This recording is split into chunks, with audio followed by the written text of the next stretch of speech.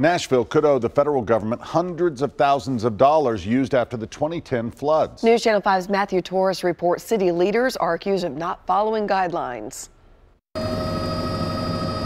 It was the most expensive disaster to ever hit Nashville. The 2010 floods destroyed communities and killed almost a dozen people. But 8 years later, problems haven't washed away. I was there. I was here. I live here in this community. We were affected, but God dog it, we have so many other things that we need to do. And this is not the time for us to be able to lose any funds that we have here to run this city. A new federal report suggests Davidson County owes money to FEMA. After the floods, Nashville received more than $70 million in federal grants for emergency work and restoration. But the federal government says the city should give more than $400,000 of it back.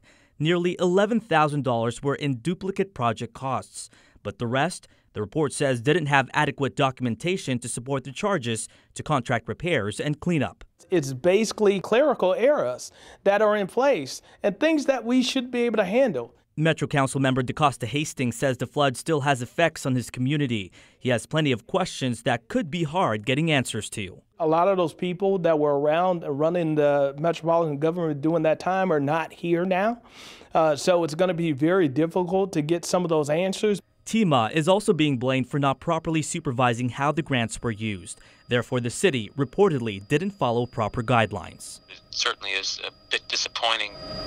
Jeff Syracuse's district in Donaldson was also badly hit. His concerns is where the money would come from if the city has to pay back. If we have to give back $400,000, gosh, where's it coming from? And for a city in a financial bind, Hastings agrees. We don't need to give up any money, especially when our departments here in the metropolitan government needs raises. Matthew Torres, News Channel 5. The report gave 4 recommendations. The Metro Finance Department says one of them allows the city to submit additional documentation.